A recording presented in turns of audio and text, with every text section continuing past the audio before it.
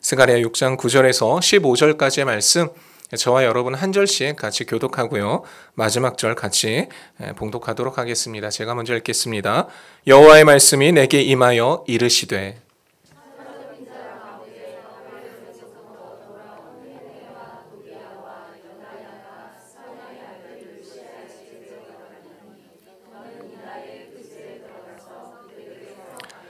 은과 금을 받아 면류관을 만들어 여호사닥의 아들 대제사장 여호수아의 머리에 씌우고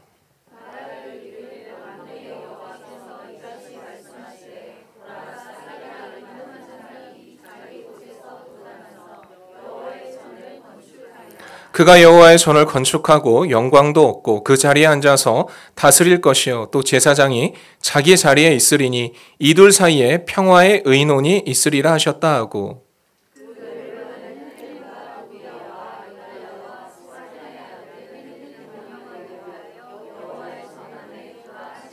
같이 읽겠습니다. 먼데 사람들이 와서 여호와의 전을 건축하리니 만군의 여호와께서 나를 너희에게 보내신 줄을 너희가 알리라. 너희가 만일 너희의 하나님 여호와의 말씀을 들을진대 이같이 되리라. 아멘. 방금 제가 설명을 드렸는데 저는 지금 개척교회를 섬기고 있습니다. 원래 교회를 개척하려고 했는데 개척교회 또 기회가 왔습니다. 제 얘기를 조금 하고요. 말씀을 들어가도록 할게요. 오늘 금요 철야니까 좀 편하게 말씀을 나누도록 하겠습니다. 저를 처음 오륜교회로 인도했던 게 강도영 목사님이에요.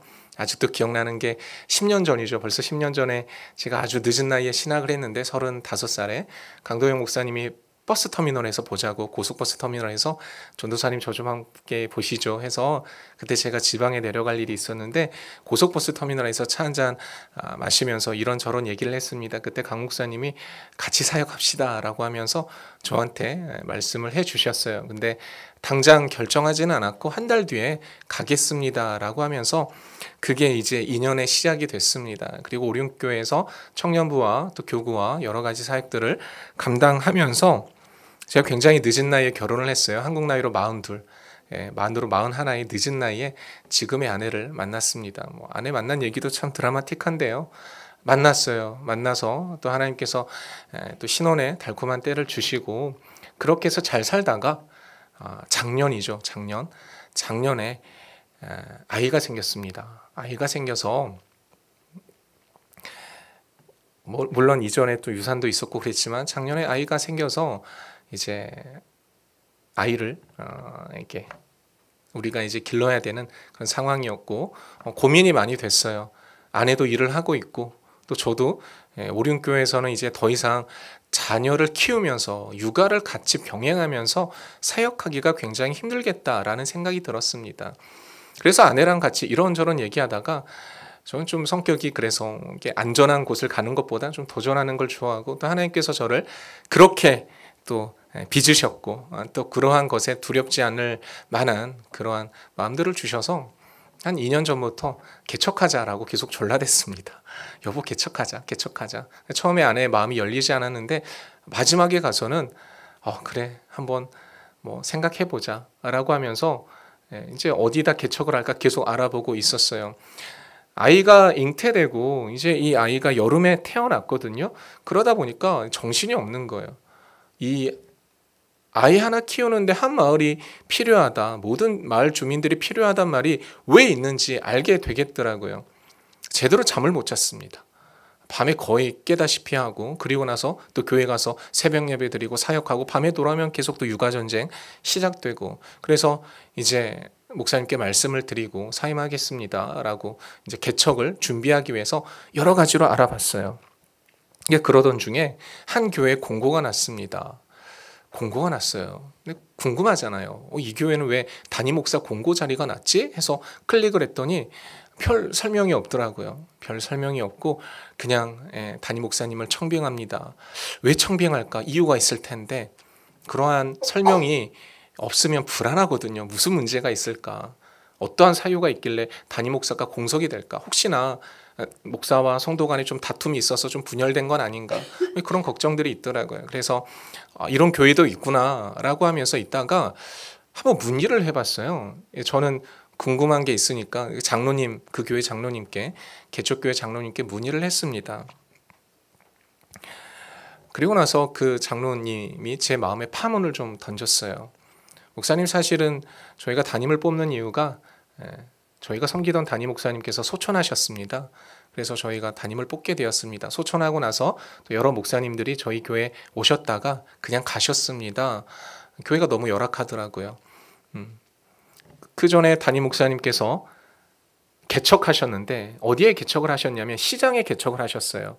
시장에 개척을 했습니다. 무슨 말입니까? 그 교회 성도들은 누구겠어요? 주로 시장에서 활동이 있는 분들이겠죠. 어떻게 보면 좀 고단한 인생들일 수 있어요. 새벽에 가게 문을 열고 밤늦게까지 또 손님들 치르고 그랬던 곳에 교회가 세워졌던 거예요. 근데 살아계셨던 그 목사님께서 성도님들을 굉장히 따뜻하게 품어주셨어요. 되게 엄하셨대요. 되게 엄하셔가지고 밤늦게까지 성경 공부시키고 여러 가지 훈련을 시켰는데, 근데 힘들었는데 성도님들이 이 목사님을 그리워하는 이유는 그럼에도 불구하고 따뜻하게 안아주셨다라는 겁니다. 그러니까 시장에서 열심히 일을 마치고 돌아오잖아요. 교회 문을 딱 열고 들어오면 목사님이 성도님들을 따뜻하게 대해주시는 거예요. 김 집사님, 이 집사님, 박 집사님. 이분들은 고단한 삶에 있어서도 너무 어디 기댈 게 없고 마음 나눌 곳이 없었는데 목사님이 되게 엄하긴 하셨지만 우리를 안아주고 반겨주고 보듬어주는 그런 교회 공동체였단 말이에요. 근데 목사님께서 어느 날 갑자기 암이라는 청천벽력과도 같은 그러한 진단을 받게 되고요. 그 암투병 기간이 6년이 되었습니다. 근데 성도님들이 목사님을 잘 섬겼다고 하시더라고요. 수발도 하고 여러 가지로. 목사님이 6년 동안 암투병을 하다 보니까 교회 모든 시스템이 스톱이 된 거예요. 새벽 예배도 못 드리고 아무것도 못하게 된 거죠. 몸이 점차 쇠약해져 가는데. 그리고 나서 6년째 될 때 그래도 병원에서 희망적인 진단을 받았습니다. 괜찮아지고 있습니다. 괜찮아지고 있습니다. 안심이 되잖아요. 그래도 암은 있지만 그래도 좀 더 건강하게 살아갈 수 있겠다라고 생각하고 있는데 어느 날 목사님께서 은행에 볼 일이 있어서 은행에 갔는데 ATM기 앞에서 쓰러지셨다고 하더라고요. 근데 문제는 쓰러지시고 결국 일어나지 못하셨습니다. 그대로 소천을 하셨어요. 성도님들이 너무 큰 상처가 있었습니다. 너무 큰 충격이 있었어요. 왜냐하면 그 시장에서 고단한 삶을 살아가는 분들한테 이 목사님의 존재는요, 아버지 같은 존재고 큰오빠 같은 존재고 영적으로 리더십을 이끌어가고 있는 그러한 존재인데, 그리고 거기 이 시장 바닥에 처음으로 신앙생활을 했던 분들이 여럿이었어요. 신앙생활을 처음 했던 목사님인데 이 목사님이 부재하게 된 거예요. 성도들이 너무 혼란스러웠습니다. 새로운 목사님을 초청을 해야죠. 어찌됐건 수습을 해야 되는데 4년 전이었죠. 목사님이 돌아가신 게 4년 전이었는데 코로나가 터졌습니다. 그러니까 이제 예배를 드릴 수 없게 되고 드리더라도 이제 소수만 와서 드려야 되고, 그러다 보니까 이 목회자를 뽑을 타이밍을 또 놓치게 된 거예요. 중간중간 여러 목회자가 왔는데 코로나가 지속되고 있다 보니까 이 시장에 있던 교회는 점점 쇠락해져 가는 겁니다. 예배를 드리고 싶은데 예배를 드리지 못하고 양육을 받고 싶은데 나를 더 이상 영적으로 이끌어줄 목회자가 그 교회에 없는 거예요. 성도들끼리 버티고 성도들끼리 모여서 예배를 드리고 성도들끼리 금요 기도회를 자기들끼리 드렸던 거예요. 근데 이게 1년이 지나고 2년이 지나고 3년이 지나고 4년이 지나니까 다들 지친 거예요.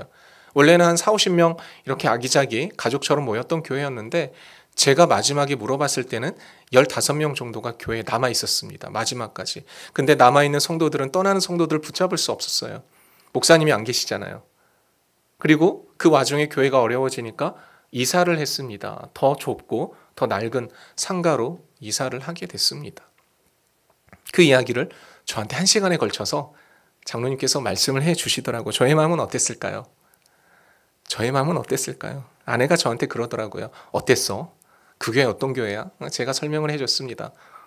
당신 생각은 어때? 남편 생각은 어때? 제가 그랬죠. 가야겠는데? 웃으면서 얘기했지만 처음에는 제가 장로님께 가지 않겠다고 했습니다. 교회가 작고 열악해서 가지 않겠다는 게 아니라 그 교회에 필요한 어떤 목회자를 하나님께서 예비해 두시지 않았을까라는 생각도 있었고, 또 제 삶이 너무 버거웠어요. 육아 때문에. 그래서 조금 쉬면서 개척을 준비하고자 하는 그런 생각이 있었기 때문에 처음에는 제가 가지 않겠다라고 했습니다. 그런데 장로님께서 연락이 오신 거예요. 목사님, 알겠습니다. 저희 교회 담임 목사로 오지 않으셔도 됩니다. 그런데 어차피 저희는 지금 목회자가 없거든요. 그러니까 주일에 예배 말씀 한번 전해주시면 좋겠습니다. 어려울 게 있나요? 그래서 주일에 갔어요. 가서 말씀을 전했습니다. 말씀을 전했는데 14분이 앉아 계시더라고요. 한눈에 볼 정도로 조그만 예배당에 말씀을 전하고 또 성도들과 끝나고 얘기를 하는데요. 제 마음이 좀 어려웠어요. 계속 성도님들 우시더라고요. 계속 우시더라고요.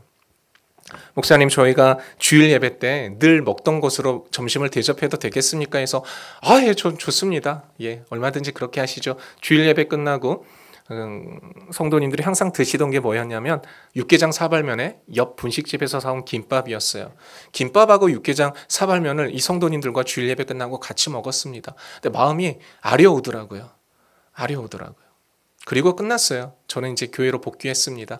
또 저는 교구도 맡았지만 청년부도 맡고 있어서 또 복귀해서 열심히 또 청년부 가서 으쌰으쌰하고 막 비전 선포하고 같이 또 말씀 전하고 그랬습니다. 그리고 한 2주 있었나요? 3주 있었나요? 장로님 또 연락이 오시는 거예요. 목사님, 주일 예배 한 번만 더 말씀 전해주시면 안 되겠습니까? 예, 네, 알겠습니다. 제가 또 김원호 목사님께 말씀드리고 한 번 더 가겠습니다. 갔습니다. 그때가 아마 추석 때였을 거예요. 작년 추석 때. 추석이니까 9분 와 계시더라고요. 주일 예배. 설교 전했습니다. 또 성도님을 또 우시더라고요. 왜 울었을까? 목회자가 있는 것 자체가 너무 좋으신 거예요. 끝나고 나서 또 식사를 같이 했습니다. 미끼가 하나 있더라고요. 권사님 한 분이 직접 나무를 담가 오셨더라고요.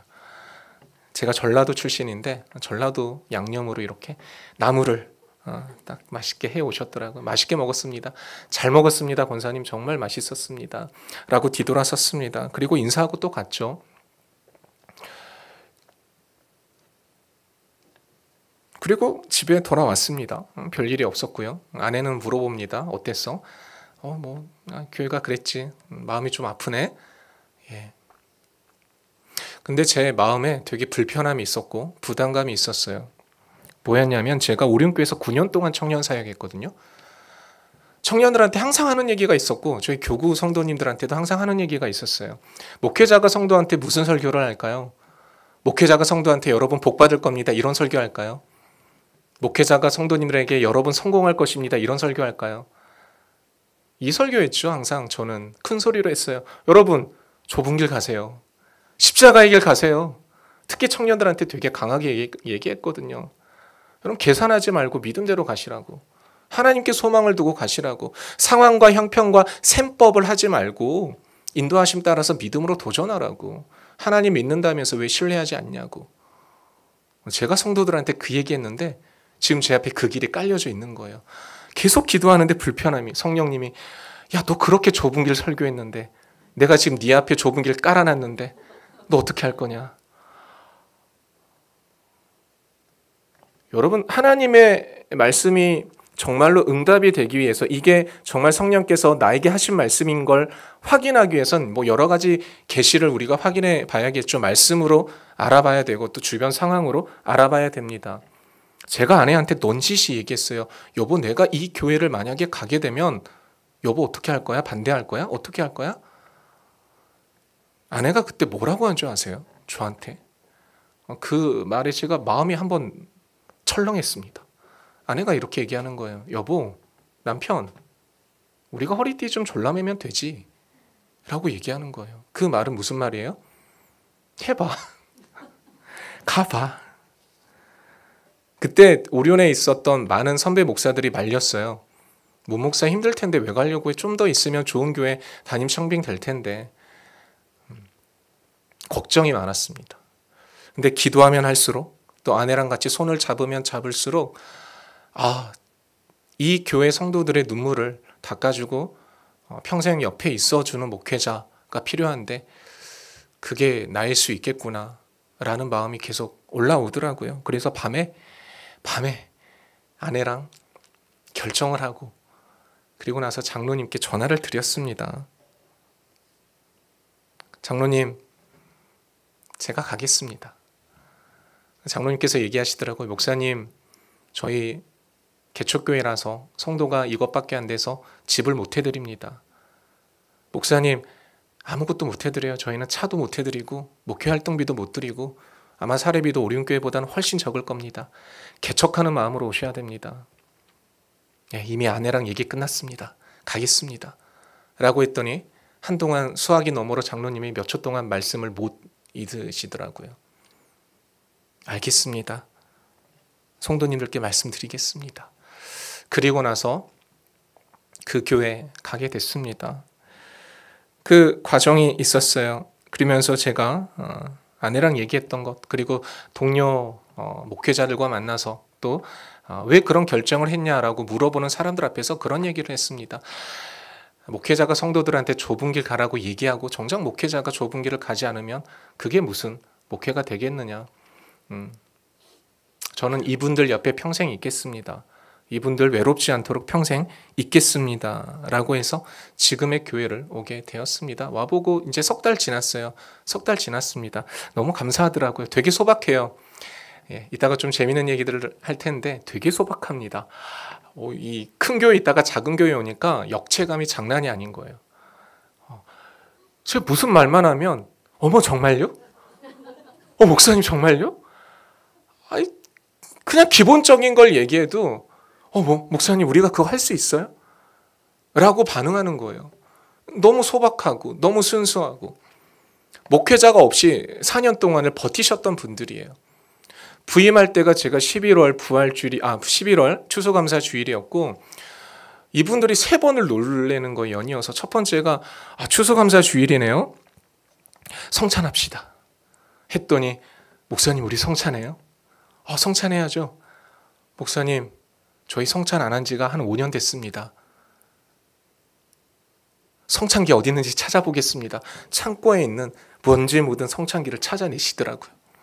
그리고 나서 크리스마스 날 뭐 하시죠? 저희 성탄 예배 드려야죠. 목사님 저희 성탄 예배 드려요? 드려야죠. 목사님 저희 성탄 예배 5년 만에 드립니다. 목사님 트리 어떻게 할까요? 좀 화려하게 하세요. 괜찮습니다. 화려하게 하세요. 성탄 예배를 드렸어요. 송구영신 어떻게 하시죠? 목사님 저희 송구영신 예배 드립니까? 정말로요? 안 드리세요? 아니 저희 송구영신 예배 안 드린 지가 5년이에요. 드려요. 우리끼리라도 이렇게 조촐하게 드려요. 그래서 송구영신 예배 드렸어요. 그러니까 이분들은 아주 작은 것, 어떻게 보면 다른 교회에서는 너무 당연한 것들이고 그냥 그렇게 있어 왔던 것들인데 너무 새로운 거예요. 그동안 이것들을 하지 못했던 목회자의 부재 때문에 할 수 없었던 일들이 그분들한테는 너무 새롭고 설레고 귀한 경험들이 되는 겁니다. 그러한 성도님들의 반응을 보고 또 같이 교회를 세워가자라는 그 마음의 하나가 되는 모습 보고 제가 얼마나 감동을 받았는지 모릅니다. 저 오륜에 있을 때 너무 행복했어요. 그랬으니까 제가 9년을 있었는데 오륜에 있으면요. 식사가 되게 화려해요. 제가 청년부랑 교구랑 재적 1000명을 담당했는데 매 시간마다 식사 약속이 잡혀 있어요. 신방 때문에. 그러니까 점심에는 성도님, 저녁에는 청년, 신방이 잡혀 있으면 너무 과하게 먹습니다. 과하게 먹어요. 권사님들 집에 갈 때마다 너무 힘들었어요. 아시잖아요. 한 그릇만 먹어도 배부른데 반찬이 많아서 이제 입에 안 맞나 봐 이런 얘기하면 눈치 보이고 불편하고 그럼 또 먹어야 되고 그리고 음식 바리바리 싸주시고 다 먹었습니다. 청년들하고는 또 먹어야 돼요. 근데 이 개척교회를 오게 되니까 너무 놀란 거예요. 내가 우리온께서 누려왔던 게 참 풍성했던 거구나. 이 교회에 왔더니 되게 소박하고 작은 것 하나가 너무 감사가 되더라고요. 여러분 치킨 좋아하십니까? 예, 좋아하세요. 별로 반응이 뜨겁진 않은데 오륜교회에 있었을 때 문제는 뭐였냐면 제가 청년부 담당이었잖아요. 청년들이 치킨을 잘 안 먹어요. 남겨요. 남겨요. 넉넉하잖아요. 남기더라고요. 그게 죄악시 되지 않고 죄의식이 없었어요. 근데 제가 개척교회 가서 육개장 사발면과 김밥을 먹는 게 이제 디폴트였어요. 항상 그걸 먹어서 하루는 제가 아내랑 상의를 했습니다. 우리가 한번 섬기자. 정교인 다 해서 한 열 몇 명인데 우리가 이분들 한번 주일 예배 점심을 섬기자 해서 아내랑 저랑 치킨과 피자를 섬겼어요. 치킨과 피자. 성도님들이 애들도 아닌데 2번, 3번 접시를 가져다가 드시는 거예요. 깨끗이 비우는 걸 봤습니다.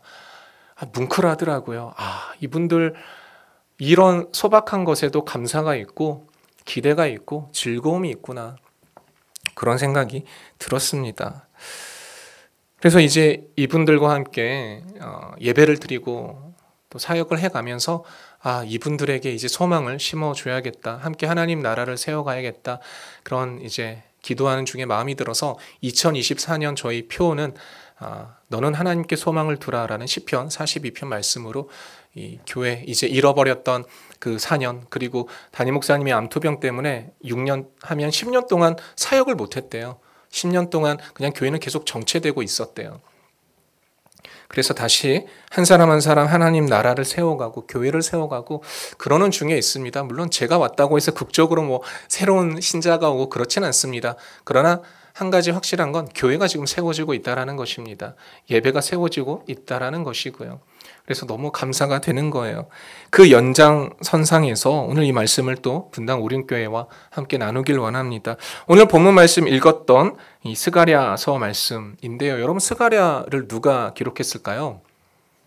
놀랍게도 스가랴가 기록했습니다. 그렇죠? 우리가 살아가면서 열광하는 게 있어요. 겉으로 와 하지 않아도 마음속으로 막 이렇게 사모하고 그렇게 됐으면 좋겠다라고 은근하게 열망하는 게 있습니다. 그게 뭐냐면 2가지가 있는데 첫 번째는 실물 자산이죠. 실물 자산.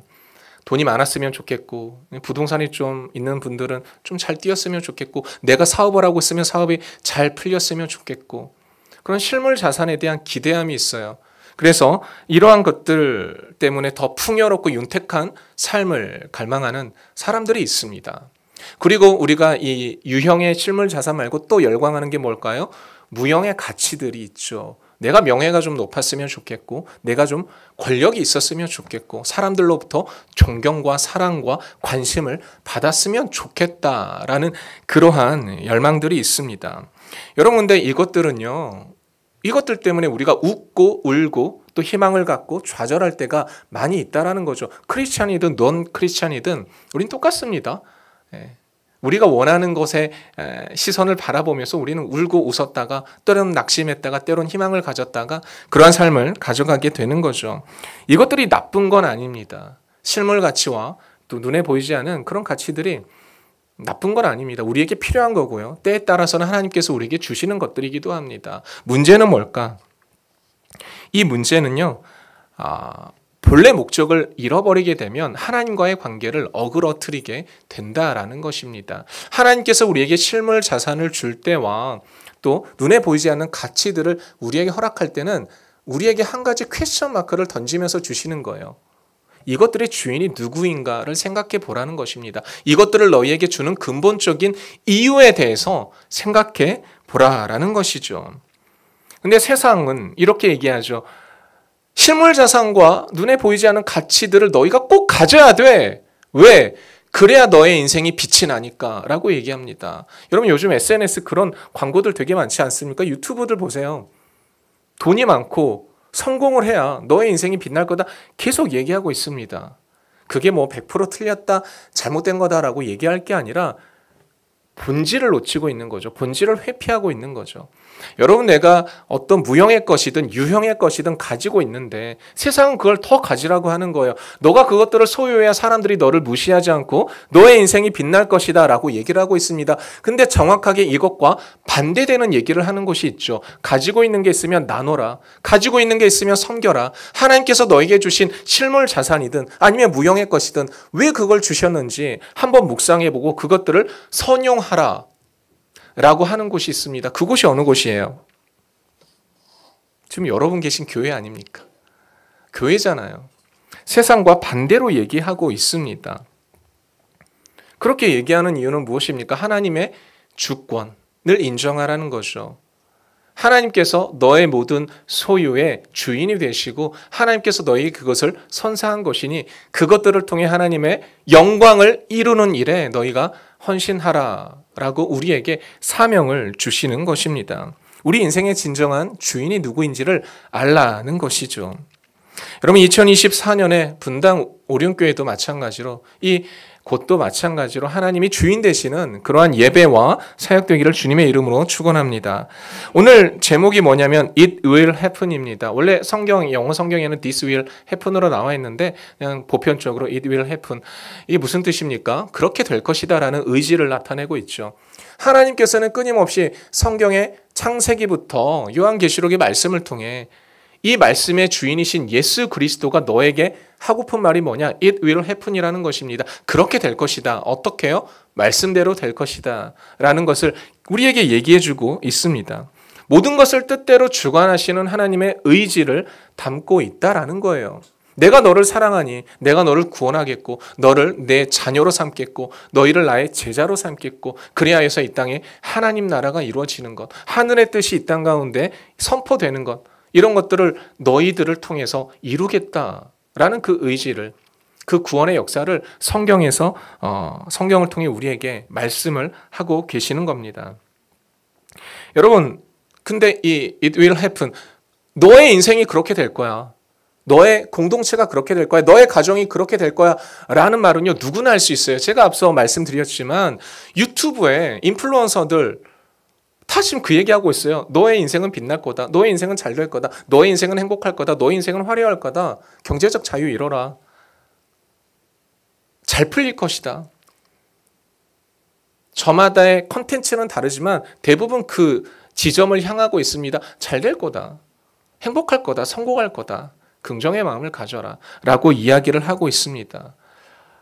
이것 자체가 절대적으로 나쁜 건 아닌데 문제는 우리가 생각해 봐야 될 건 너의 인생이 그렇게 될 것이다 라는 그 화자가 누구냐라는 것입니다. 저도 여러분에게 그 얘기할 수 있고요.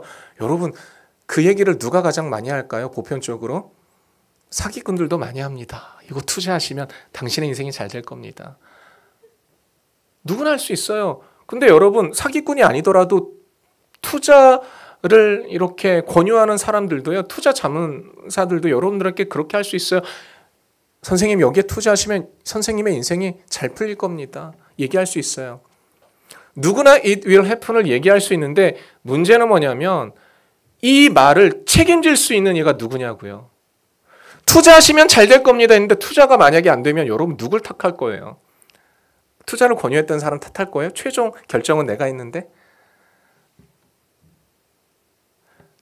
세상에서 너의 인생은 나의 뜻대로 될 것이다 라고 말을 하고 동시에 그 말까지 책임져 줄 수 있는 이는 하나님밖에 없습니다.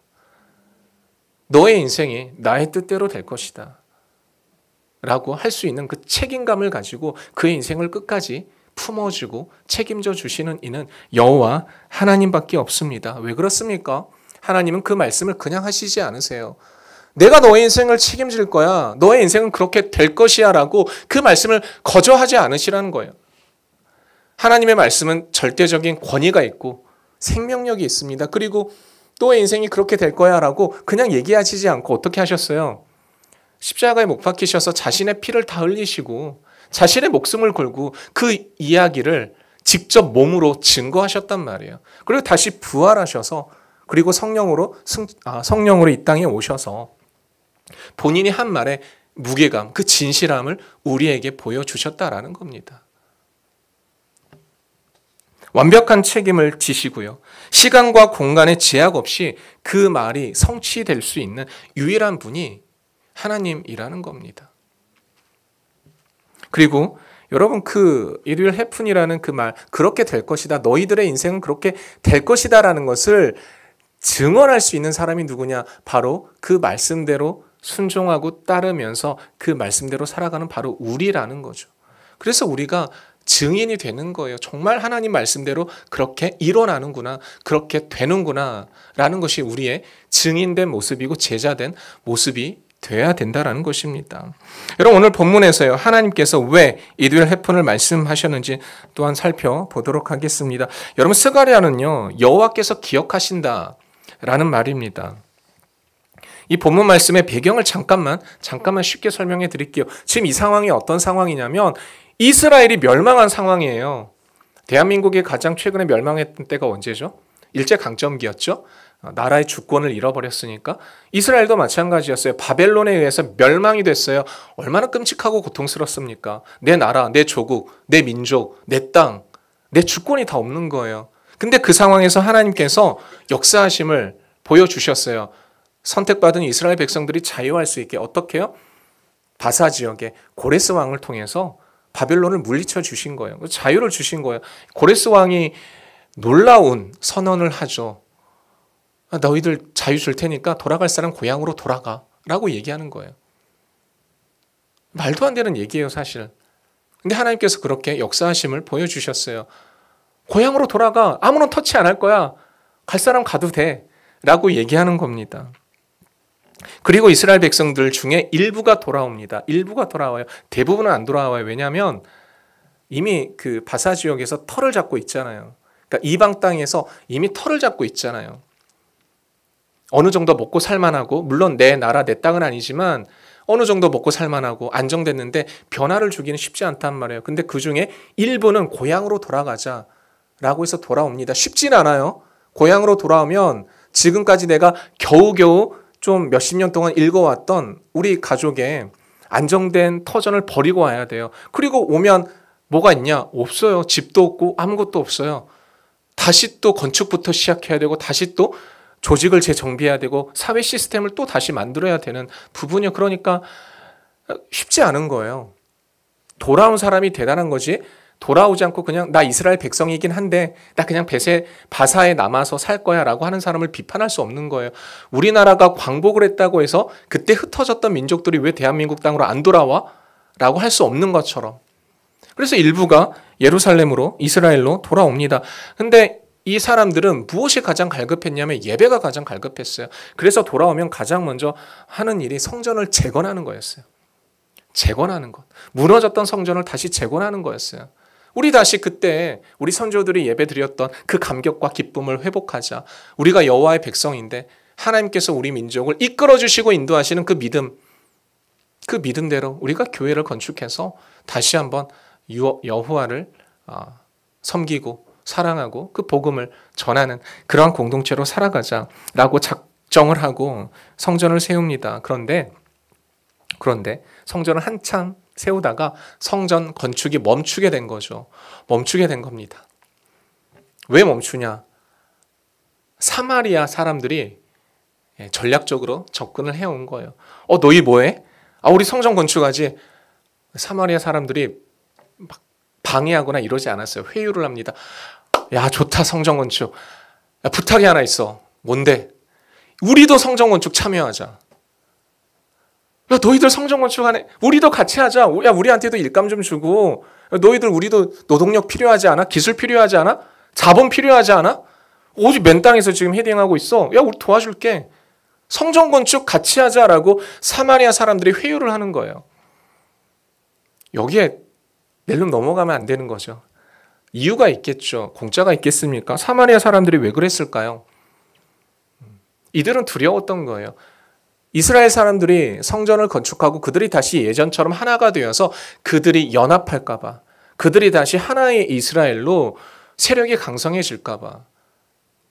이 사람들은 신앙을 위해서 끝까지 분투하는 사람들이잖아요. 사마리아 사람들은 자기들의 어떤 이 비교 우위의 상황에서 계속 영향력을 행사해야 되는데 이스라엘 세력이 단합되는 걸 굉장히 경계를 했던 거죠. 그래서 이 성전 건축에 대한, 성전 재건에 대한 지분을 어느 정도 가져가야 목소리도 낼 수 있고 간섭도 할 수 있는데, 그렇기 때문에 성전 재건을 같이 하자라고 회유를 했던 것입니다. 근데 이스라엘 백성이 그때는 신심이 뜨거웠죠. 이스라엘로 돌아왔던 사람들은 얼마나 간절함이 있었겠어요. 그래서 사마리아에게 통보합니다. 우린 너희랑 같이 할 생각 없어. 안 돼. 돌아가. 라고 얘기한 거예요. 거절당하니까 이제 사마리아 사람들이 본색을 드러내는 거죠. 처음에는 회유를 했는데 같이 성전을 짓자고. 안 되니까 어떻게 합니까? 공사장에 나타나서 어깃장을 늘어놓는 겁니다. 건축 계획을 막고요. 또 심지어는 고소까지 강행을 합니다. 야, 너희들 지금 불법이야. 너희들 이렇게 지으면 안 돼. 갖은 방법으로 못 살게 굽니다. 사실 사마리아가 성전 재건에 있어서 같이 성전을 짓자고 했던 이유 중에 하나는요. 가장 큰 이유가 될 수 있겠죠. 사마리아도 야훼, 여호와를 인정했어요. 인정했습니다. 그러니까 별로 거리낌이 없었어요. 같이 신전 짓자라고 한 거예요. 문제는 사마리아는 야훼, 이 여호와를 자기들이 섬기는 많은 신 중에 하나로 인정했던 거예요. 이스라엘 백성들은 유일한 하나님, 참 하나님인데 사마리아 사람들은 우리가 인정하는 신 중에 하나였던 거예요. 이스라엘은 이걸 인정할 수가 없었던 것입니다. 그래서 이 사마리아의 얘기들, 이 회유와 또 겁박들을 다 물리치고 성전 건축을 했던 것이죠. 어찌됐건 사마리아가 성전 건축을 방해했을 때 그 기간이 좀 오래됐습니다. 20년 가까이 됐어요. 16년이라고 하기도 하는데 오랫동안 성전 건축이 멈췄었습니다. 자, 그런데 이러한 상황에서 오늘 스가랴에게 이 말씀을 하나님께서 주신단 말이에요. 9절 말씀입니다. 우리 9절 말씀 같이 읽겠습니다. 시작. 자, 여호와의 말씀이 스가랴에게 임했다라는 것은 무엇이 임했냐? 그 앞서의 내용들이 있었다는 거죠. 그 말씀은 스가랴에게 보여주신 8가지 환상을 얘기합니다. 너무 어렵고 복잡하니까 넘어가도록 할게요. 8가지 환상 들어보셨을 거예요. 4명의 대장장이가 나오고 이렇게 숭금 등잔대가 나오고 넷불이 나오고 여러 가지 환상들이 있어요. 두루마리가 날아가고 이러한 환상들이 있습니다. 결국에는 이 환상들이 의미하는 게 뭐냐? 이스라엘을 내가 너무 사랑하니까 너희들을 괴롭게 한 사람들을 내가 심판할 거고 종국에는 성전을 재건할 수 있도록 내가 너희와 함께 하겠다. 너희를 돕겠다라는 그 내용의 환상의 내용들이었습니다. 여러분, 하나님의 말씀이 여러분의 심령 가운데 임하면 우리는 어떻게 해야 되죠?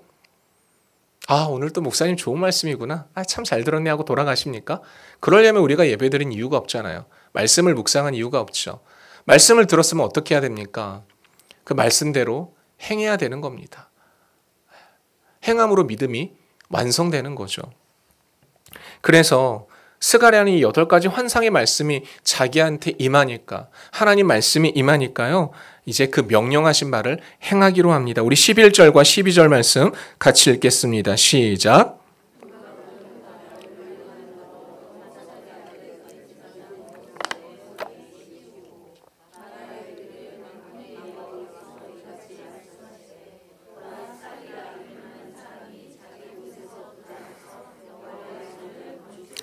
아멘. 스가랴 선지자에게 하나님께서 뭘 명령하시냐? 은과 금을 가지고 면류관을 만들라. 그리고 대제사장 여호와의 머리에 씌우라고 합니다.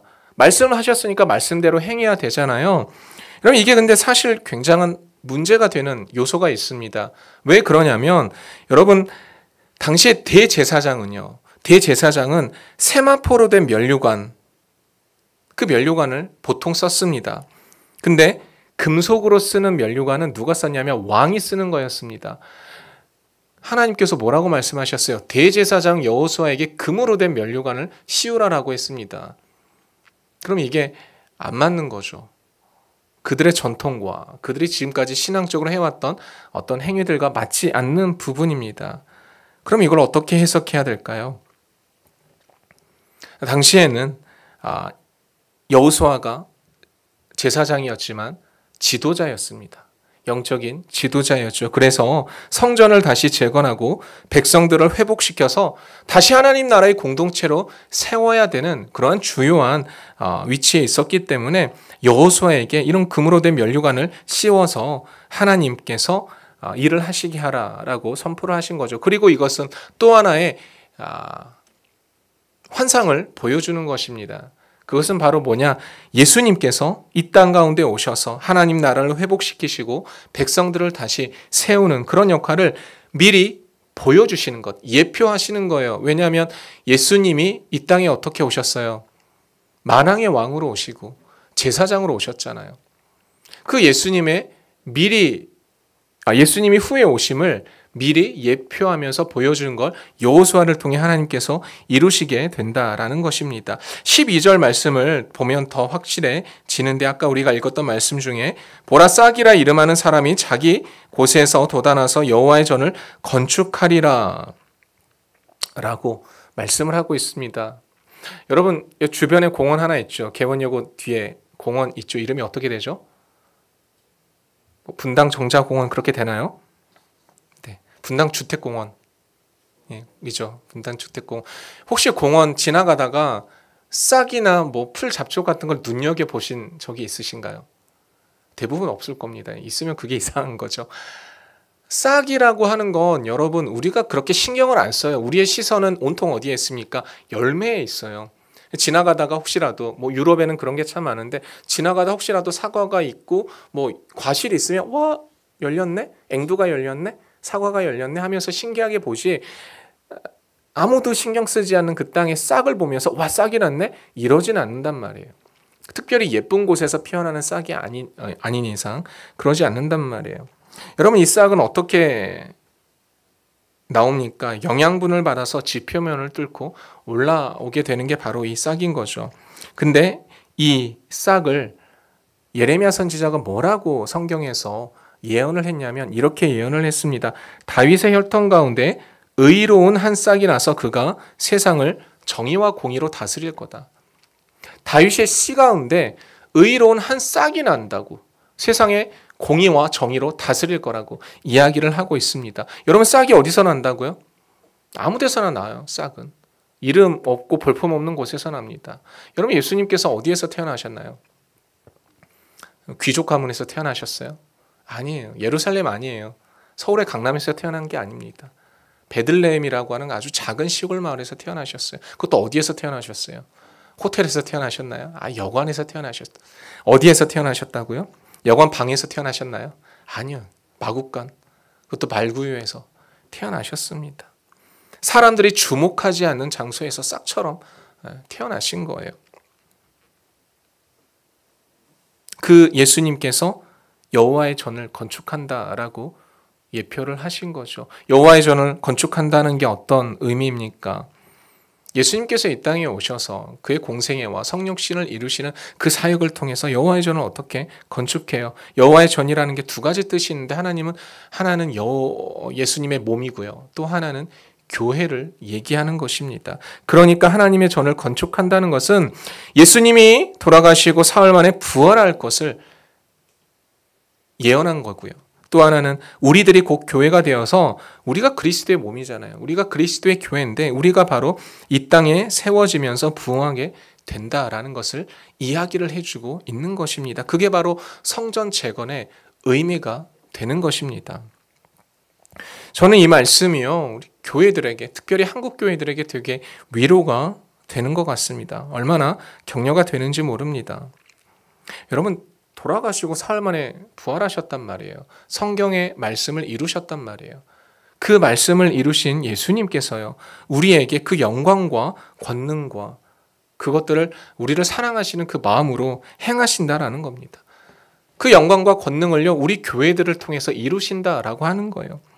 아무 교회나 세우지 않고요, 그 말씀을 따라 순종하고 그 말씀을 따라가는 교회들을 통해서 세우신다고 하는 겁니다. 우리 15절 후반절에 제가 읽어드리겠습니다. 말씀에 이렇게 기록되어 있어요. 너희가 만일 너희의 하나님 여호와의 말씀을 들을진대 이같이 되리라. 여호와의 말씀을 들을진대 이같이 되리라 라고 얘기를 하고 있습니다. 주님의 뜻대로 될 것이다. 여기에서 this will happen, it will happen이 나온 거예요. 조건이 뭐예요? 아주 간단해요. 여호와의 말씀을 듣는 것입니다. 듣고 행하는 것입니다. 주 안에서 사랑하는 우리 분당교회 성도님 여러분, 분당 오륜교회 성도님 여러분, 하나님의 뜻대로 될 것이다 말씀하시면 그것은 언젠가 반드시 성취될 거라는 믿음이 우리 안에 있기를 소망합니다. 그 영광에 한국 교회들이 다 그 영광을 맛보는 은혜가 있었으면 좋겠습니다. 이 교회 주인이 누구이십니까? 이 교회를 이끌어 가시는 분이 누구예요? 하나님이시잖아요. 그럼 그 하나님의 말씀을 붙잡고 우리가 처절하게 나아가야 되는 거 아닙니까? 여러분, 말씀을 묵상하다라는 우리가 말을 많이 하죠. 큐티 말씀하시는 걸로 알고 있는데, 말씀을 묵상하다라는 뜻이 뭔지 아세요, 여러분? 우리 뭐 조선시대 선비처럼, 유교적인 가풍처럼 촛불 앞에서 아니면 새벽에 일어나서 이렇게 조명 안에서 성경 말씀 보고, 아, 주님의 말씀 참 아름답구나, 꿀처럼 달구나, 아, 참 말씀이 좋구나, 은혜되구나, 이게 말씀 묵상이 아니에요. 말씀 묵상이라는 것은 뭐냐면, 이 원래 뜻은 뭐냐면 짐승처럼 울부짖다라는 뜻이에요. 짐승처럼 울부짖다, 이 뜻이에요. 이 무슨 말입니까? 짐승이 언제 울부짖어요? 살아내려고 발버둥 칠 때.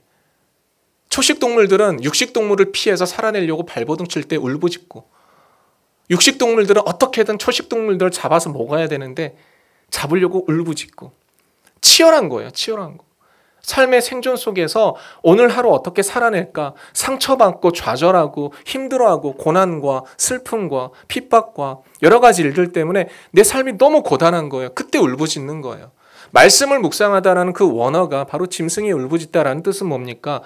우리가 말씀을 언제 묵상해요? 삶이 치이고 고단하고 내 삶에 상처가 가득하고 도저히 말씀이 아니면 내가 버텨낼 수 없고 살아갈 수 없기 때문에 그 말씀을 이를 악물면서 붙드는 거예요. 그게 말씀 묵상입니다.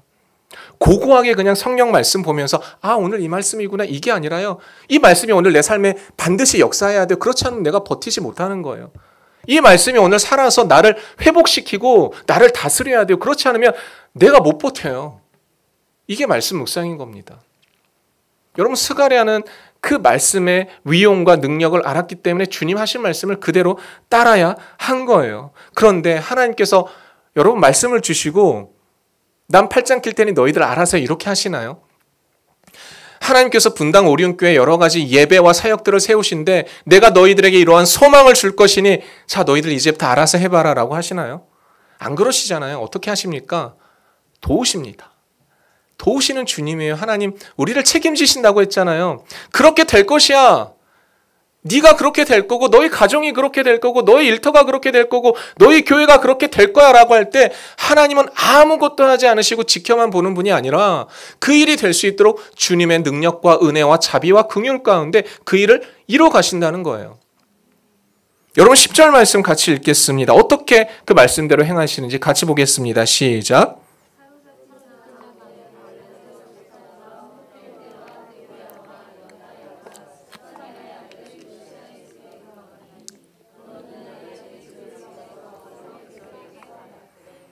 아멘. 자, 여러분, 낯선 이름이 나오죠. 헬데와 도비아와 여다야. 아마 오늘 설교 아니었으면 이 사람들 우리가 주목할 기회가 많이 없었을 것 같습니다. 이 사람들이 누구라고요? 사로잡힌 자. 무슨 말입니까? 포로되었던 자. 근데 해방됐잖아요. 고레스가 해방시켜줬잖아요. 고향으로 돌아가. 야, 가서 너희들끼리 너희들이 신을 섬기고 너희들끼리 잘 먹고 잘 살아, 행복하게 살아. 내가 너희들한테 자비를 베풀 거야. 그런단 말이에요. 하나님의 역사 가운데. 그 중에 돌아왔던 사람의 이름 중에 이 세 사람이 있었던 겁니다. 어떤 성경에서는 세 부류를 대표해서 얘기하기도 하지만 어찌됐건 그 해석이 중요한 게 아니라 이 사람들이 돌아왔는데 이들이 어떤 사람이에요? 이들이 어찌됐건 좀 안정적인 바사 지역에서 이방 땅이지만 이제 먹고 살만한 땅에서 예루살렘으로, 이스라엘로 넘어왔던 사람들이기 때문에 지금 심령 상태가 어떻겠어요? 믿음의 상태가 어떻겠어요? 되게 뜨거워요. 야, 우리 한번 으쌰으쌰 해보자. 우리 고향 땅 다시 한번 교회 세워보고, 우리 다시 마을을 이뤄보고, 옛날처럼 우리 할아버지 할머니 때처럼 행복하게 살아보자 라고 지금 마음에 뜨거운 열망을 가지고 아침부터 저녁까지 씨를 뿌리고 다시 건축을 하고 거기에서 가족들을 케어하고 그렇게 살아가는 사람들입니다. 근데 이 사람들이 어떤 사람들이냐? 조금 경제적으로 괜찮았던 사람들이에요. 조금 경제적으로 괜찮았습니다. 바사에서 왔었을 때 그래도 좀 재산을 좀 많이 가져왔던 것 같아요. 하나님께서 스가랴에게 뭐라고 하십니까? 내가 지금부터 말한 이 세 사람을 너희에게 보내줄 테니 너는 그 사람들을 찾아가서 어떻게 해라? 성전 건축에 필요한 귀금속 좀 얻어라 라고 얘기를 하는 겁니다. 이스라엘 백성들이 성전 재건을 하긴 해야 되는데 뭘 어떻게 하냐. 뭐 이들이 아무리 신앙이 있고 하나님께서 응답을 해주셔도 뭐가 있어야 할 수 있는 거죠. 눈에 보이는 뭐가 있어야 성전 재건을 할 수 있는 거죠. 그때 하나님께서 얘기하는 거예요. 야, 헬데와 도비아와 여다야 찾아가. 내가 그 사람들 예배에 놓을게. 그들에게 귀금속 좀 달라고 해. 그래서 면류관 좀 만들어.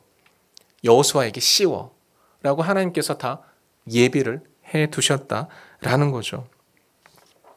여러분, 저는 이 구절을 보면서 여러분과 좀 편하게 나누고 싶은 얘기가 있습니다. 제가 개척교회 부임했다고 하잖아요. 열악해요. 되게 열악합니다.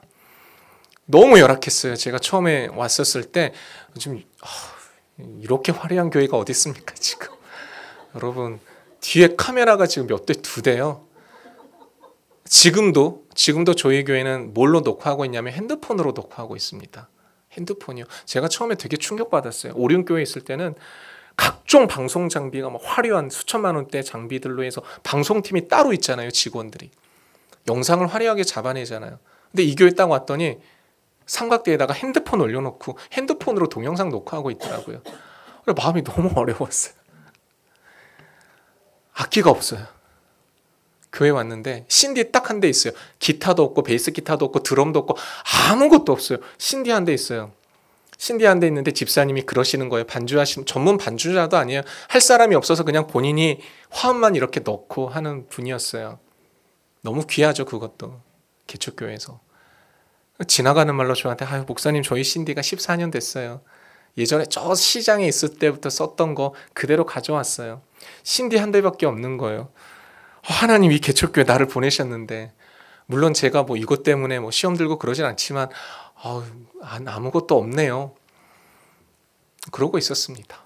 하나님께서 저를 보내실 때 그냥 말씀만 하지 않는다니까요. 야, 정성아 너 지금 문목사 개척교회 가. 뭐 믿음대로 왔죠. 근데 뭔가 하나님께서 서포트를 해줘야 되지 않겠습니까? 참 놀라운 것 같아요. 그 즈음에 제가 부임하고 나서 얼마 뒤에 저 대학교 때 선교단체 동기한테 연락이 왔어요. 지금 경찰하고 있거든요.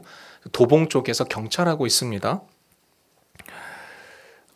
저랑 같이 선교단체를 했는데 그 친구 별명이 뭐냐면, 전 그 친구 너무 사랑합니다. 너무 친하고요. 그러니까 20년 이상 이렇게 우정을 이어가고 있죠. 그 친구 별명이 쫌생이었습니다. 제가 지어준 별명입니다. 여기 하나님의 전이니까 거짓말하지 않죠. 제가 지어준 쫌생아. 맨날 만나면 야 쫌생아. 선교단체에서 만나면 같이 예배드리고 교제하면 야 쫌생아 그랬어요. 왜 그랬을까요? 아시다시피 걔는 학창시절에 단 한 번도 저한테 밥을 사지 않은 청년이었습니다. 한 번도 밥을 사지 않았어요. 물론 그렇다고 해서 그를 미워하지 않았습니다. 왜냐하면 우린 다 가난했거든요. 20년 전에 우린 다 가난했거든요. 25년 전에 우린 다 가난했거든요. 우린 되게 행복했어요. 몰라요. 2,000원짜리 떡볶이 하나에 행복해하고 치킨이라도 한번 자취방에서 먹으면 그날 잔치였어요. 20년 전엔 그랬습니다. 다들 가난했어요. 어려웠어요. 근데 걔는 좀 더 심했어요. 밥을 안 사요. 얘가. 지갑에서 돈을 꺼내지 않습니다. 그래도 심성이 착했기 때문에, 뭐 나쁘지 않았기 때문에 친구로 지금까지 지냈습니다.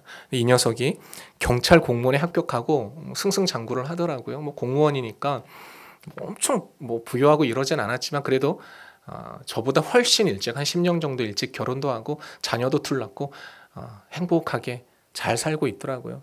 이 친구가 저한테 연락을 해서 종성아 밥을 먹자. 밥 먹자. 나 있는 대로 좀 와. 밥을 먹으러 갔어요. 제가 까무러쳤습니다. 놀랬습니다. 여러분, 웃자고 하는 얘기가 진짜 제가 놀랐어요. 어디서 먹을래? 뭐 먹고 싶냐? 물어보니 저희 편하게. 야, 뭐 먹고 싶냐? 뭐 먹자. 뭐 찌개 먹을까? 뭐 먹을까? 했더니 놀라운 얘기를 들었어요. 야, 우리 동네 쿠쿠 생겼다 새로. 가자. 있을 수 없는 얘기입니다, 여러분. 태어나서 처음으로 25년 된 친구한테 얻어먹은 쿠쿠. 제가 얼마나 감동받은 줄 아십니까? 근데 놀라운 건 친구가 사줘서도 감동이었지만 사실 오리온교회 있었을 때도 쿠쿠 자주 갔거든요. 청년사역 할 때 또 성도님들하고 쿠쿠 갔는데 그때는 별로였어요. 뭐 그냥 쿠쿠 가요 목사님 이러면 예 하고 그냥 가서 그냥 젓가락 깨적깨적 하고 돌아왔어요. 되게 제가 나쁜 목회자였어요. 감사한 줄 모르고. 근데 개척교회 섬기면서 쿠쿠 가자고 하니까 너무 설레는 거예요. 와, 3접시 먹었습니다. 너무 맛있는 거예요. 행복한 거예요. 이게 친구니까 편하게 얘기해줘. 요즘 야 너 요즘 뭐 경제 풀렸나 무리하는 거 아니냐? 이러면서 야 무슨 쿠쿠야 둘이 먹으면 5만 원인데 해서 야 이런 날도 있는 거지 먹어. 그래서 그냥 먹으면서 이런저런 얘기했어. 뭐 어때 교회는 어때? 아이 뭐 쉽지 않지. 이런저런 얘기하다가 친구가 그런 얘기를 하는 거예요. 뭐 야 그 고생 많네. 너 예전에 개척한다고 하지 않았어? 그럼 개척하려고 했는데 뭐 상황이 이렇게 됐어. 그래서 개척은 아니지만 개척교회 가게 됐어. 라고 하니까 친구가 제 귀가 솔깃한 얘기를 하더라고요. 솔깃하게. 야, 뭐 필요한 거 있어? 제 귀를 의심했습니다. 필요한 거 있어? 얘 왜 이러지? 혹시나 그런 얘기를 할까라는 생각은 솔직히 있었지만 막상 들으니까 가슴이 벌렁벌렁 하더라고요. 필요한 거 있어? 근데 제가 얘를 알잖아요. 쫌생인데. 사실은 뭐 저는 그렇게 생각했습니다. 뭐 하나 사주려나 보다. 교회 필요한 거 하나 사주려나 보다. 뭘 얘기할까? 뭐가 필요할까? 그럼 부담은 안 돼야 되잖아요. 친구 사이인데 또 의의가 상할 수 있고 조심스럽고. 그래서 처음에는 그냥 뭐 한 2, 30만 원짜리 필요한 거 얘기할까 하다가 친구니까 되게 편하게 얘기했어요. 이런저런 얘기하다가 근데 얼마 전에 집사님 그랬는데 신디가 14년 됐대. 우리 악기 하나도 없다. 마침 걔가 음악에 되게 조예가 있는 친구였고 교회에서 지금 밴드를 하고 있는 집사였습니다. 뭐 악기가 뭐가 없는데 다 없어. 뭐가 필요한데? 신디가 14년 됐다. 다른 거 없어? 드럼도 없다 야. 뭐 해줄까? 정말로 제가 왠지 모르겠는데 그 순간 그냥 감정이 그랬어요. 뭐 신비로운 현상이 있었던 거 아닙니다. 그 순간 괜히 툭 던져도 괜찮을 것 같은 분위기가 그 미묘한 분위기가 있어서 야 뭐 근데 너 어떻게 신디하고 드럼 해줄 수 있냐? 물어봤어요. 야 신디하고 드럼 해줄 수 있냐? 친구가 표정이 굳더라고요. 이 녀석 봐라 뭐 이런 표정. 얼마 정도 하는데 뭐 대충 500 정도 되지 않을까? 다음에 친구가 뭐라고 했을까요? 알았어는 제가 예상한 범주 중에 하나였고요. 전혀 뜻밖의 얘기를 하는 겁니다. 친구가 500? 뭐 신디하고 드럼? 해줄게. 근데 종성아 솔직히 나 너무 긴장했다. 네가 한 1000 얘기할 줄 알고.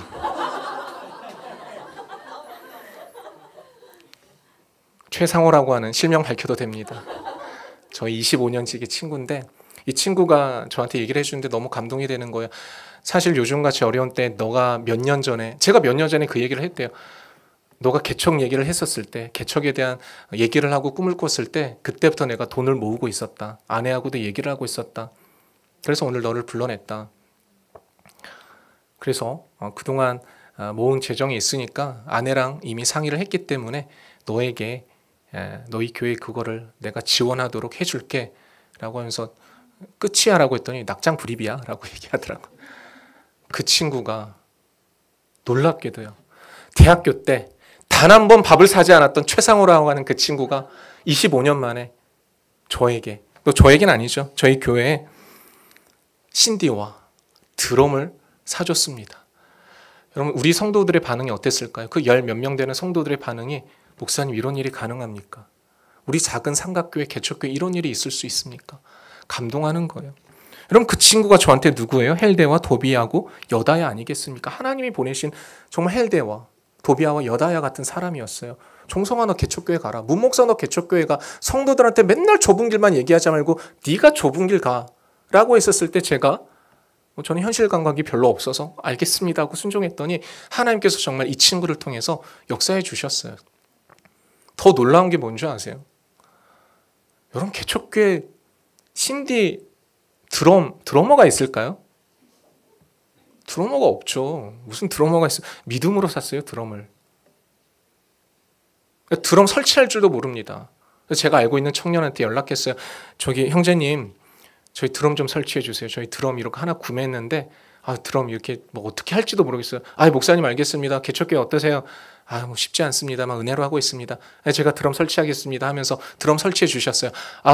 목사님 다 됐습니다. 누가 치는 건가요? 칠 사람 없는데 일단 설치부터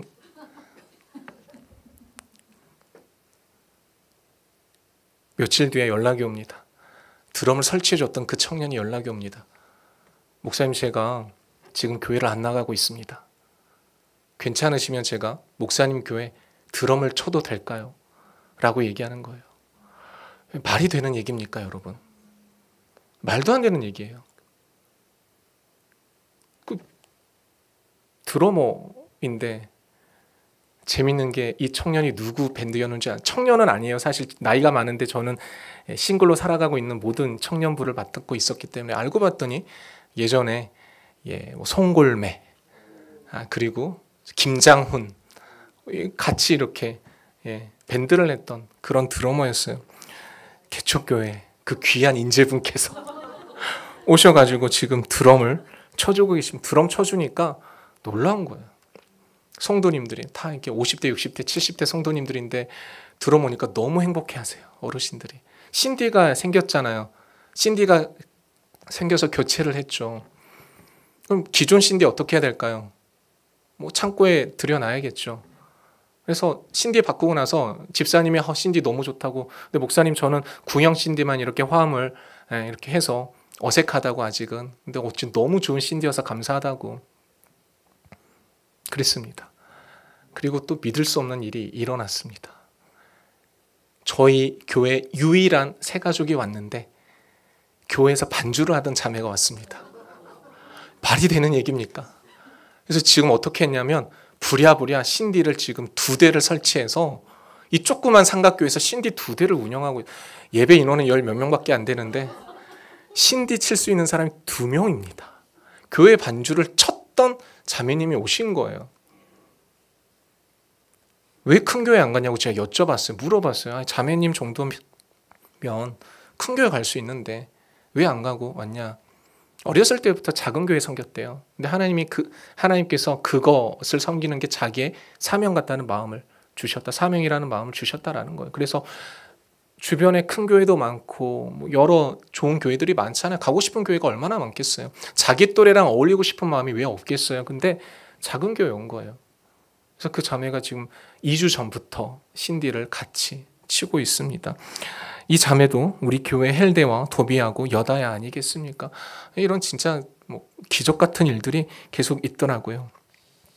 자, 본문 들어가고 정리하고 마치도록 하겠습니다. 여러분, 성전 재건의 목적이 아까 제가 뭐라고 했습니까? 성전 재건의 목적은요, 결국은 예배를 드리고 하나님 중심의 삶을 살아가는 거죠. 이 말은 결국 뭐냐? 하나님이 유일하신 참 하나님을 알게 하는 게 성전 재건의 목적인 거예요. 여러분이 교회라니까요. 여러분이 교회로 세워지는 이유가 무엇이에요? 여러분이 왜 세상 속에서 소금과 빛의 역할을 살아내야 되고 왜 세상 속에서 그리스도인의 정체성을 가지고 살아내야 되는 거예요? 왜요? 여러분을 통해서 하나님이 유일하신 참 하나님을 증거해야 되기 때문에 그렇습니다. 그래서 여러분이 하나님의 형상을 회복하고 또 그 형상대로 살아가야 하는 이유가 바로 여러분의 착한 일을 통해서 이방인들이 하나님의 영광을 알게 하는 그러한 목적이 있기 때문에 그렇습니다. 하나님께서 스가랴 선지자에게 8가지 환상을 보여줬고 또 그 말씀대로 행하십니다. 성전을 재건하라. 그 말씀을 선포하시고 성전을 재건할 수 있는 이 사람들을 보내셨어요. 그리고 그 일을 이루셨습니다. 하나님은 언약을 지키시는 분이고 말씀대로 행하시는 분입니다. 우리가 그 말씀을 믿고 따르는 그리스도인이라면 우리 어떻게 생활해야겠어요? 어떻게 살아가야겠어요? 여러분, 모든 교회의 머리 되시는 그 예수님을 우리가 따라가야 되지 않겠어요? 우리 삶의 주인 되시는 그 주님을 따라가야 되지 않겠습니까? 마지막으로 제 얘기 짧게 하고 마무리하도록 하겠습니다. 사실 제가 이렇게 했는데 제 마음은 되게 어렵습니다. 제가 오륜교회를 떠나고 나서 오륜교회 성도님들께는 연락을 못 드렸어요. 뭐 이제 떠났으니까 뭐 이상하잖아요. 떠나는데 연락하는 것도 좀 질척거리는 것 같고, 개척교회에 왔다고 해서 오륜교회 성도님들께 단 한 번도 도움의 전화나 요청을 드린 적이 없습니다. 그냥 인사만 하고 감사했습니다라고 좀 9년의 시간 깔끔하게 마무리하고 그냥 뒤돌아서서 나왔습니다. 근데 제가 처음으로 성도님들께 기도 부탁을 꼭 하고 싶다라는 생각이 드는 사건이 일어났어요. 근데 저는 연락을 못했어요. 부담되더라고요. 이렇게 성도님들께 부담되는 것 같고. 이렇게 개척교회에 왔습니다. 아들이 태어났죠. 우리 찬우인데 태어나자마자 너무 애가 우는 거예요. 열이 나고 아픈 겁니다. 병원에 갔는데 원인을 못 찾는 거예요. 바이러스 감염입니다까지만 알고 입원을 일주일 동안 하고 너무 애가 힘든데 퇴원을 했습니다. 괜찮겠거니 열이 좀 이렇게 내려앉았으니 괜찮겠거니 하고 있었습니다. 그리고 나서 얼마 안 있다 신생아인데 또 밤새 내내 울고 열이 나는 거예요. 서울대병원으로 또 가게 됐습니다. 근데 그때 교수님이 아이의 상태를 보고 다시 한번 검사했는데 참 어려운 그 병명이 나왔어요. 요관역류라고 하는 병입니다. 한마디로 소변이 밖으로 배출이 돼야 되는데 소변이 역류를 하는 거예요. 신장으로 역류를 합니다. 이게 심하게 되면 이게 고쳐지지 않으면 어떻게 되냐면 신장 투석을 하거나 신장 이식을 해야 됩니다. 어려운 상황이야. 요관역류가 1단계, 2단계, 3단계, 4단계가 있습니다. 3, 4단계는 되게 심각한 거죠. 지금 신장 투석 받고 있는 분들은 4단계에 있는 분들이겠죠. 제 찬우가 4단계 진단을 받은 거예요. 진짜 너무 많이 정신이 없더라고요. 근데 교수님이 또 하나 얘기하는 얘 눈도 좀 이상한 것 같습니다. 서울대병원 또 안과를 간 거예요. 안검하수가 있네요 라고 하는 거예요. 요관역류가 있다 보니까 안검하수는 상대적으로 되게 가벼워 보이는 거. 이것도 부모들이 되게 신경 쓰는 건데 요관역류인데 서울대병원에 2번을 입원하는데 애가 주사 바늘을 몸에 3곳을 꽂고 버티는데 너무 힘든 거예요.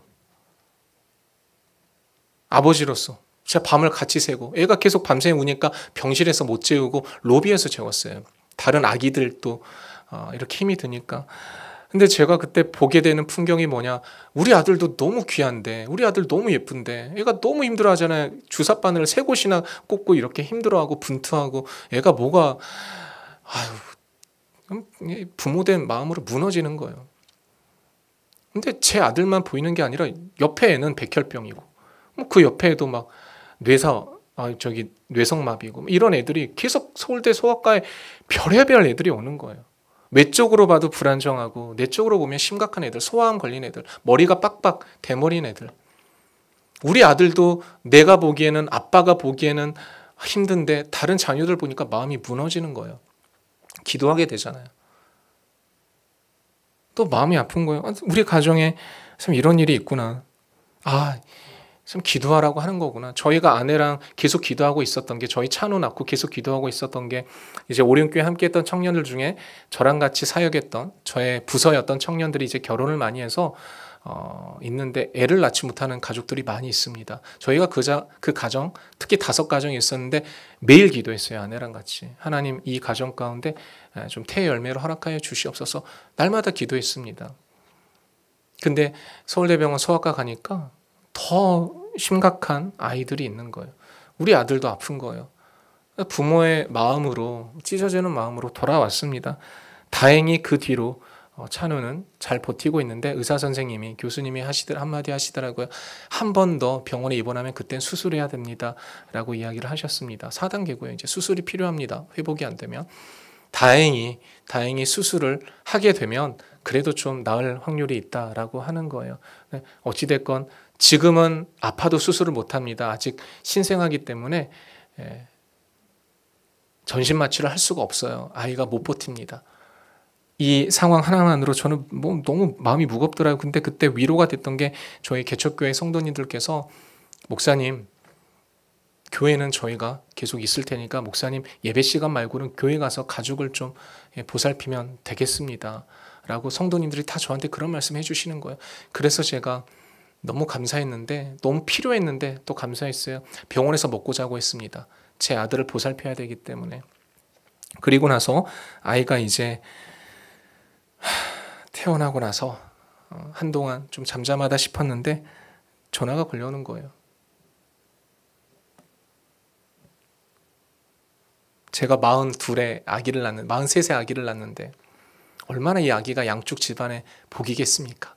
얼마나 양쪽에 할머니 할아버지 외가댁이 얼마나 예뻐하겠습니까? 동단아 제가 장손인데, 저희 아내도 장녀인데, 저희 아내도 늦은 나이에 아기를 낳았는데 38에 저희 집에서 전화가 오는 거예요. 종성아, 여러분 본능이라는 건 되게 무서워요. 어머니가 제 이름을 딱 부를 때마다 부르자 전 바로 본능적으로 얘기했습니다. 엄마 무슨 일이야? 엄마 무슨 일이야? 종성아. 그 전화를 제가 3주 전에 받았거든요. 이제 3주가 넘어갔으니까 4주 됐네요. 한 달도 채 되지 않았습니다. 3주 좀 넘었으니까요. 종성아, 엄마 무슨 일이야? 찬우가 태어나고 어머니가 너무 찬우를 예뻐하고 이렇게 잘 행복하게 지내고 있었는데 전화를 통해서 소화기 넘어서 이런 얘기를 하시는 거예요. 엄마가 암이래. 엄마가 암이래. 빨리 서울 올라오세요. 목포에 계셨거든요. 빨리 서울 올라오세요. 병원 잡아드릴게요. 병원 검사를 했습니다. 암 진단을 받았는데 진단 받자마자 말기암인 거예요. 이게 어떻게 된 일입니까? 원래 1기부터 시작돼야 되는 거 아닙니까? 교수님이 그러시더라고요. 급성으로 진행이 됐습니다. 아마 2-3달 사이에 이 일이 일어난 걸로 보입니다. 난소부터 시작했는데 간과 폐와 복막과 목까지 다 이미 전이가 됐습니다. 조심스러워서 병원 관계자에게 물어봤습니다. 어머니 안 계실 때 얼마나 더 사실 수 있을까요? 6개월에서 한 1년 정도 사실 수 있을 것 같습니다. 한 달도 안 된 그 전에 너무 행복했거든요. 아픈 찬우가 태어나고 나서 영상으로 어머니가 찬우를 보면서 우리 손주 너무 예쁘다. 너무 사랑스럽다. 건강하셨고 매일 이렇게 동네 분들과 사랑방에서 수다도 떠시고 운동하시고 잘 사셨던 전혀 징후나 그런 고통이 하나도 없으셨거든요. 그냥 속이 좀 더부룩해서 뭔가 좀 소화제 먹어야 된가? 속이 왜 더부룩하지 해서 그냥 병원에 가서 진단 받았던 거거든요. 이미 다 전이가 됐대요.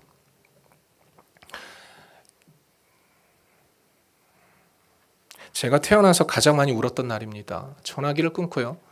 제가 정말 많이 울었습니다. 그때 찬우가 한 4개월, 5개월 정도 됐던 때인데 제가 목사잖아요. 목사인데 찬우를 끌어안고 울었어요. 어떡하니 너네 할머니 어떡하니 아빠가 너무 힘들다라고 하면서 찬우를 끌어안고 울었어요. 원래 찬우가 아시겠지만 울 때는 3가지예요. 쉬할 때, 배고플 때, 잠자고 싶을 때, 졸릴 때.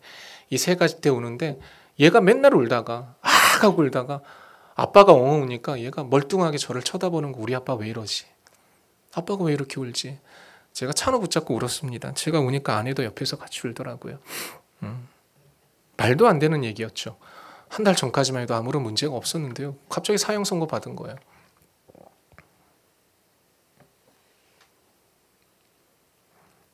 너무 힘들었습니다.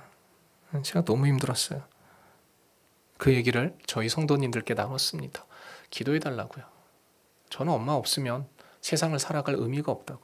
목회자가 아니라 아들로서 저는 세상을 살아갈 기쁨과 소망이 없다고. 저희 어머니 없으면 안 된다고. 기도했어요. 처음에 하나님 이 일이 꿈만 같았으면 좋겠습니다. 꿈 같았으면 좋겠습니다. 그리고 기도가 점점 낮아지고 있어요. 처음에 3년만 살게 해달라고. 6개월, 1년 너무하지 않습니까? 3년만 살게 해달라고. 나중에 또 이렇게 낮아지는 거 현실이 보이니까 의사가 되게 단호하게 얘기하니까 건조하게 얘기하니까 그 다음에 제가 어떻게 기도했냐면 하나님 그래도 2돌까지는 살게 해달라고. 우리 찬우 2돌까지만 어머니 살게 해달라고. 그리고 나서 요즘에 어떻게 기도하냐면 하나님 저희 어머니 데려가시면 찬우가 할머니라고 부를 때 그 얘기 듣고라도 돌아가셨으면 좋겠다고. 그렇게 기도하고 있습니다. 이게 계속 막 개척교회 갔더니 계속 일들이 몰아치는 거예요. 쉽지가 않은 거예요. 멘탈적으로 쉽지가 않은 거예요. 눈물만 납니다. 제가 어떻게 해야 될까요? 처음에는 제가 그냥 멘탈이 나갔습니다. 멘탈이 나가서 아무것도 못하고 그냥 계속 눈물만 나요. 그냥 집에서 계속 우니까 아내도 걱정하더라고요. 아내도 무슨 말을 못하겠는 거예요. 그러다가 조금씩 다시 정신 차리고 말씀을 묵상하면서 하나님께서 그러한 말씀을 주시는 거예요. 종성아, 기한이 얼마 남지 않았다. 어머니가 이 땅에 사실 기한이 얼마 남지 않았다. 근데 잘 생각해보자. 기한이 얼마 남지 않았다는 것은 무슨 뜻일까?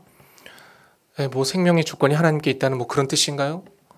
아니, 뭐 그런 것도 있지만 기한이 얼마 남지 않았다는 것은 역설적으로 기회가 있다라는 뜻이다. 어머니 잘 보살펴라.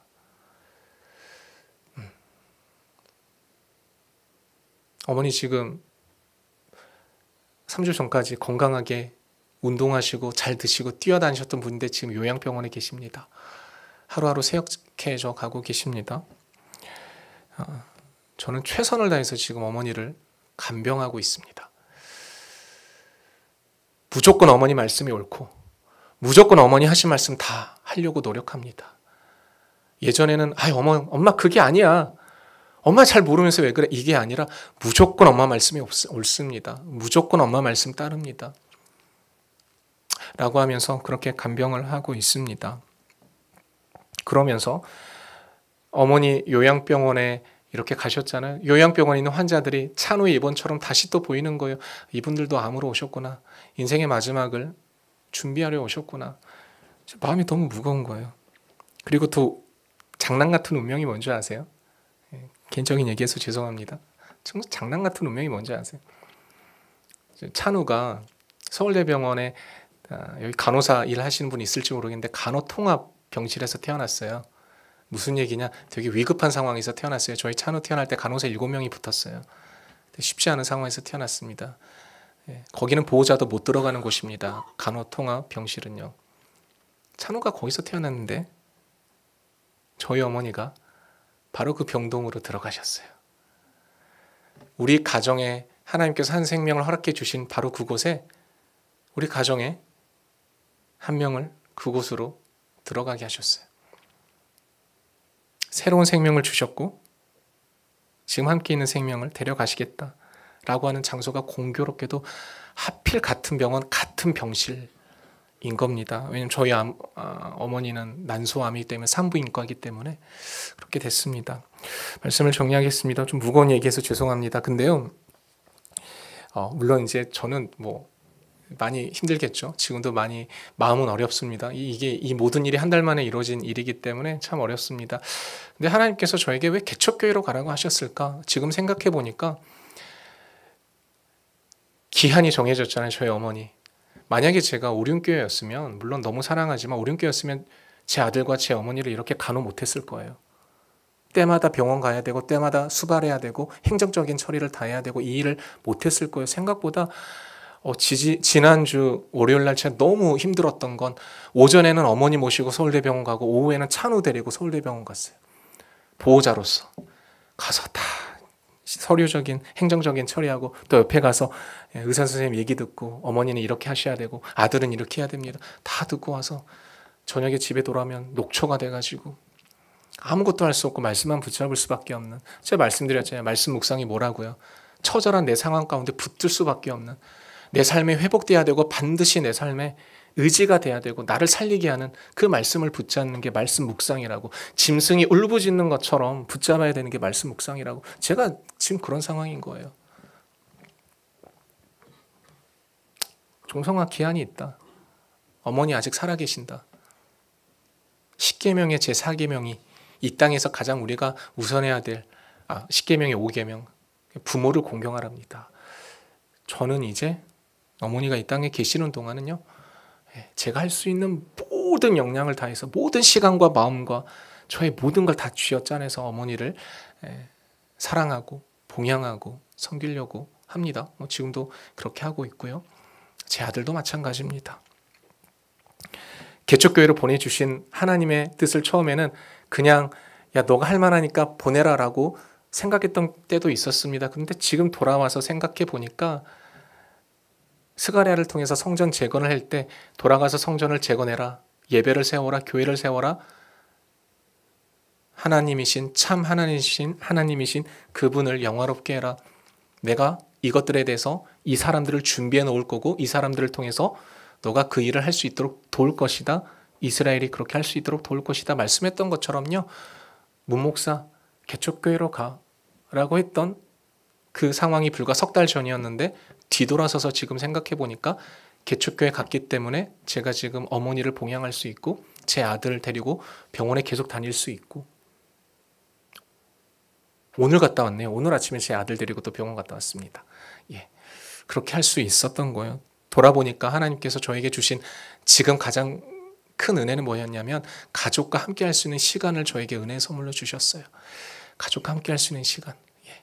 저는 지금 최대한 정말 저의 모든 것을 짜내서 교회 사역 외에는 어머니와 아들이 둘이 함께 할 수 있는 시간을 최대한 마련하고 있습니다.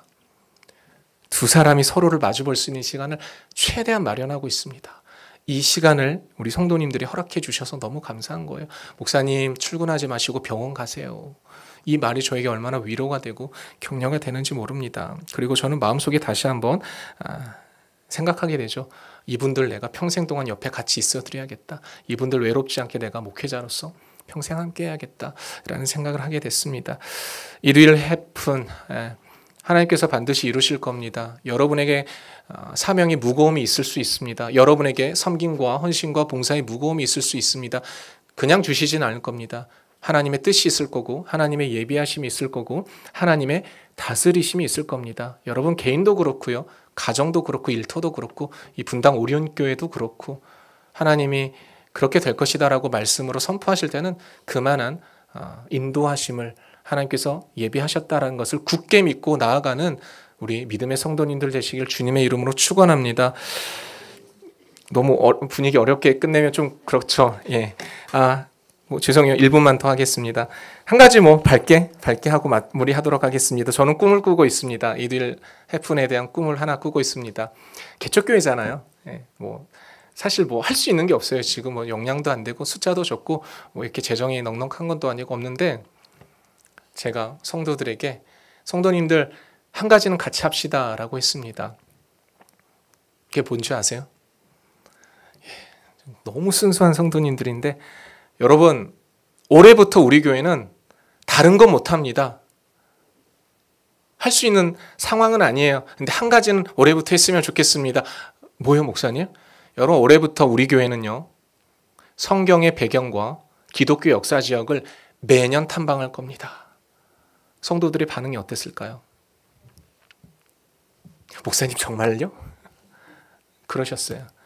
목사님 우리가 지금 개척교회인데 무슨 사람도 없고 지금 이렇게 월세 내고 있는 이 삼각교회인데 무슨 탐방입니까? 라고 할 줄 알았는데 그럴 수 있을 거란 걱정이 없었던 건 아닌데 성도님들 반응이 그거예요. 목사님 저희는 30년 동안 한 번도 그 생각을 해본 적이 없습니다. 가겠습니다. 휴가를 내서라도 가겠습니다. 시장 가게 문을 닫더라도 가겠습니다. 라고 하시는 거예요. 그래서 올해 우리 교회 정말 오랜만에 처음이죠. 사실상 교회가 설립되고 처음인데 2박 3일 동안 저희는 여름에 신안에 있는 12사도 교회를 가기로 했습니다. 12제자 교회를 가서 같이 맛있는 거 먹고 교제하고 그동안 너무 애쓴 권사님들, 장로님, 성도님들 이 어려운 삼각교회를 개척교회를 지켜오신 열 몇 분 이분들 모시고 2박 3일 동안 먹방하면서 교회를 돌아다니면서 12제자에 대한 공부도 같이 하면서 그렇게 할 꿈을 가지고 있습니다. 강도현 목사님 그 얘기 딱 들으시더니 한마디 하시더라고요. 말해도 되는지 모르겠네요. 모른 척 해주세요. 강 목사님 그러시더라고요. 무 목사 그러면 우리 교회 차 빌려줄 수 있으면 빌려줄게. 그러시더라고요. 목사님은 빌려주신다고 했다면서 이런 얘기 하지 마세요.